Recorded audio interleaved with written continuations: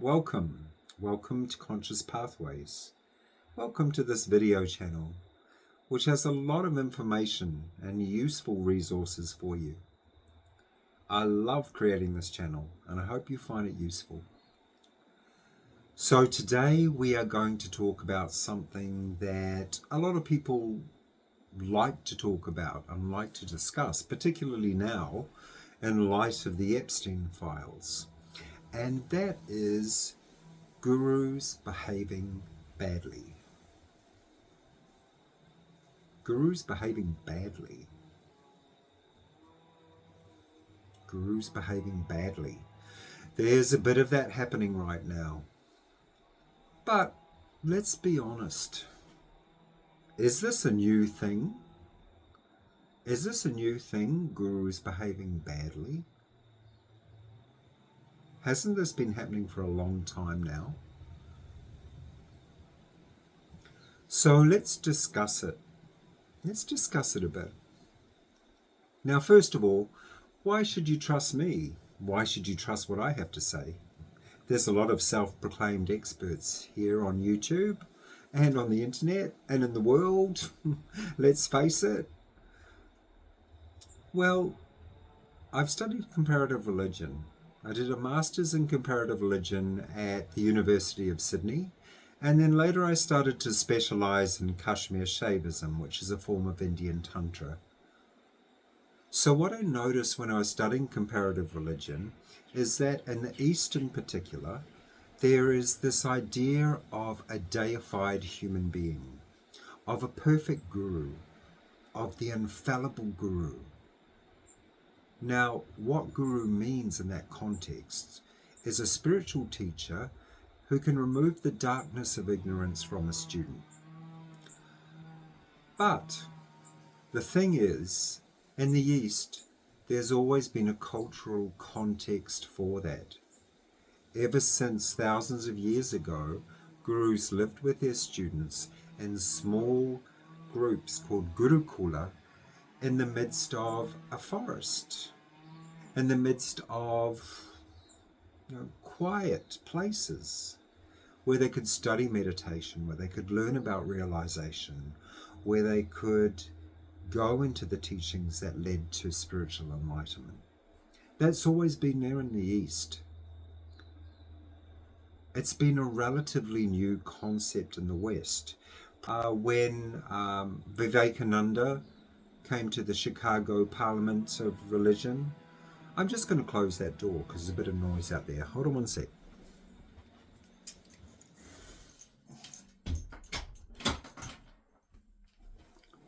Thank you. Yeah, it's a little bit windy and there's a little bit of noise going on. So around about the early 20th century, compared to, say, 5,000 years ago or longer, when the guru principle, when the idea of the guru concept was in India. Okay, so in the West, it's a lot newer, this idea of guru. And we often don't have a concept of it. We don't understand as Westerners what guru means. So literally in Sanskrit, what guru means is weighty one or heavy one. And what that means is the teacher is very, very well versed in the knowledge that they are teaching, the spiritual knowledge that they are teaching. Because originally, guru can mean teacher, but in the spiritual context, it meant someone who not only could teach what they were teaching, but who were also embodying that state and could perhaps transmit it to their students. So, let's get one thing clear. There is no such thing as an infallible guru. I've been around quite a few gurus in my lifetime.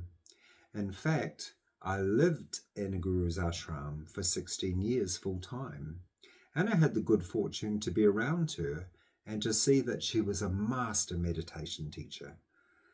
Now, did that mean that she was some divine, fairy, celestial being who was absolutely pure? No, it didn't.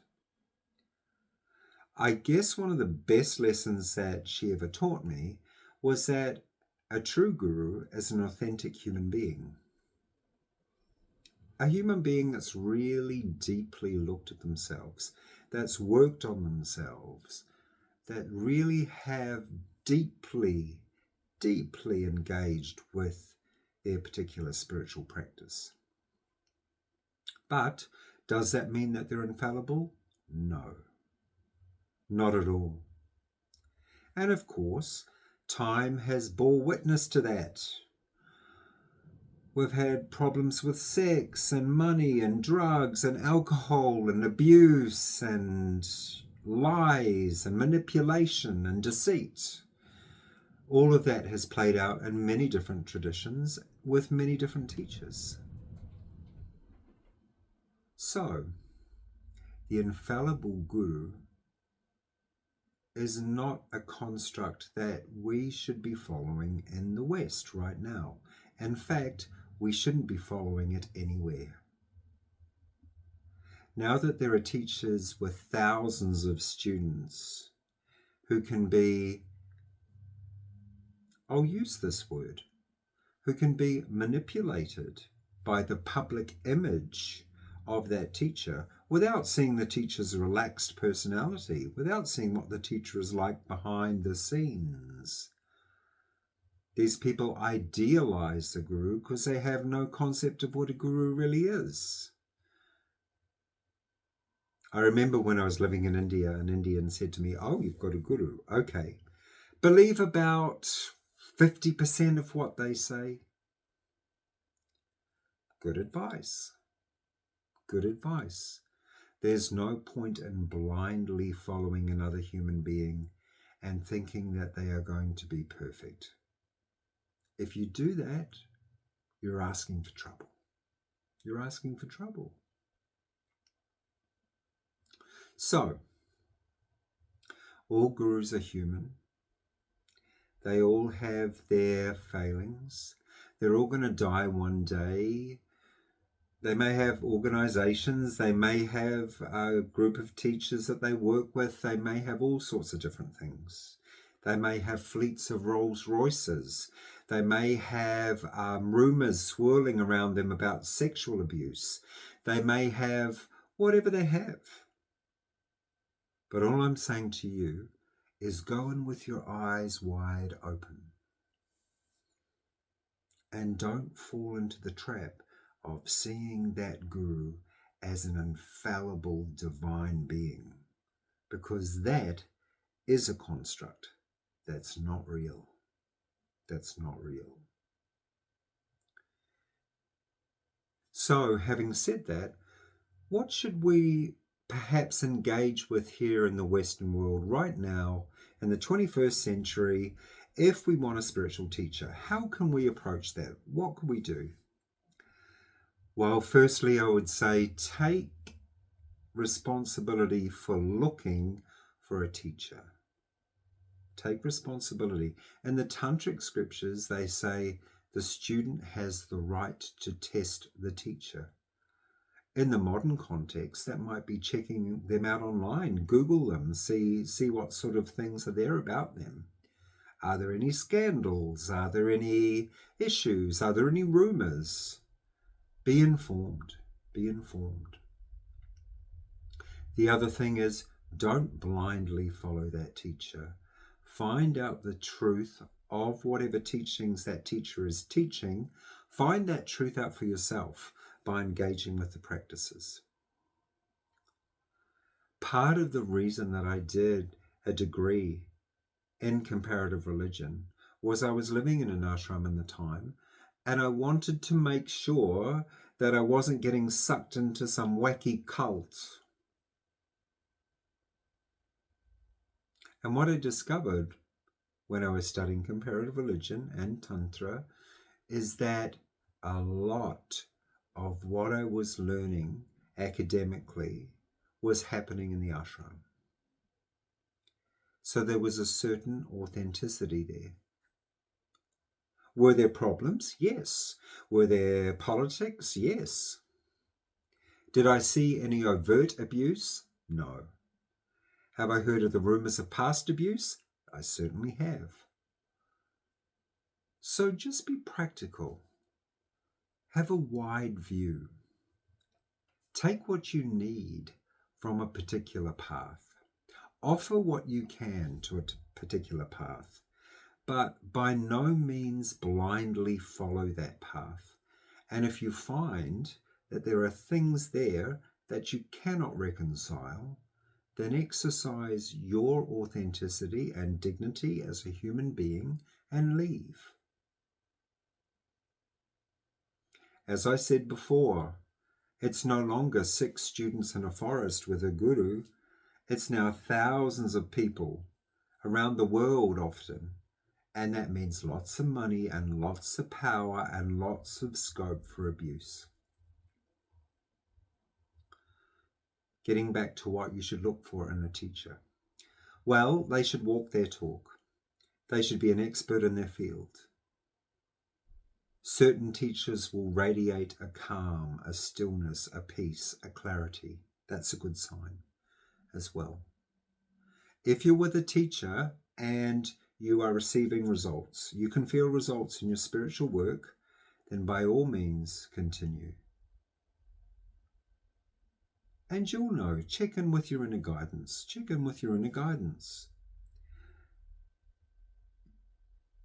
I think the term guru nowadays is very fraught, and I also think it's misused. It's fraught because of all the scandals that have rocked gurus recently and in the past. And it's also fraught because we kind of mistranslate it here in the West, like we do with a lot of things.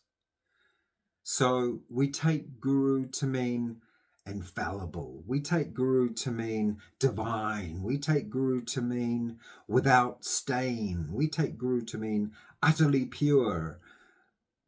And these are all hyperbole. Also, we debase the term. We have makeup gurus. We have internet gurus. Guru does mean teacher, but in its spiritual context, as I said before, it means someone who has embodied their spiritual practice and can then transmit it to the student.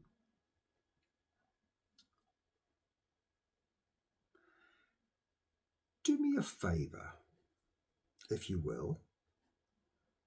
Why don't you spell the word guru? This is something I've done for quite some years.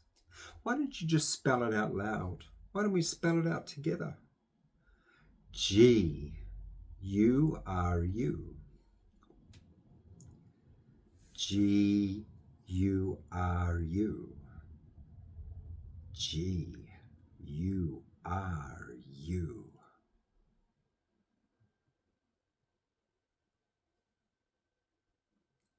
G-U-R-U.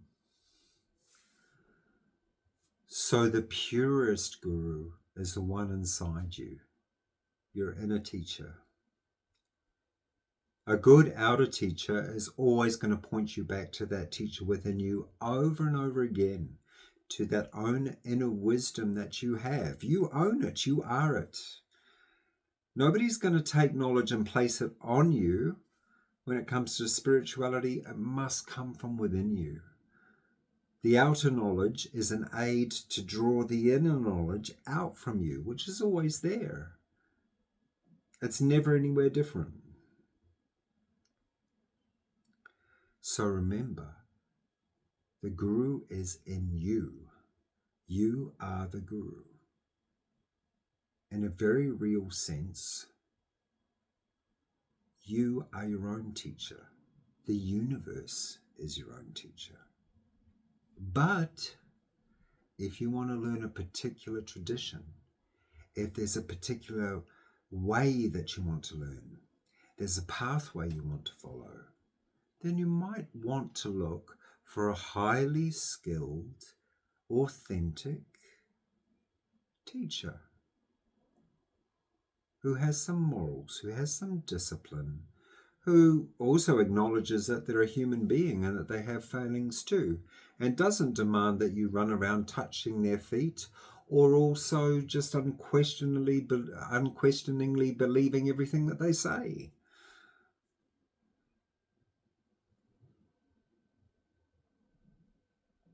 So, Guru's behaving badly? Well, of course. Why? Well, because we're all human beings and sometimes we muck things up. That doesn't excuse the abuses. That doesn't excuse the terrible behavior that's gone on. Not at all. But the reason I'm bringing this video to you is so that you're aware. The infallible guru isn't real. It's never been real. There is no such thing as the infallible guru. No. Doesn't matter how many hyperbole you read in scriptures. The state of consciousness that they've reached may be exalted. And there is no doubt when you practice yoga, when you practice tantra, you can touch incredible vistas of consciousness. There's no doubt about that. But if you wish to believe that on this earth there are the pure holy ones without stain, without blemish, I would say maybe think again. Within you, perhaps a guru is without stain, without blemish. But if the teacher is in a human body, then, well, no matter how exalted their state of consciousness, they're still a human being.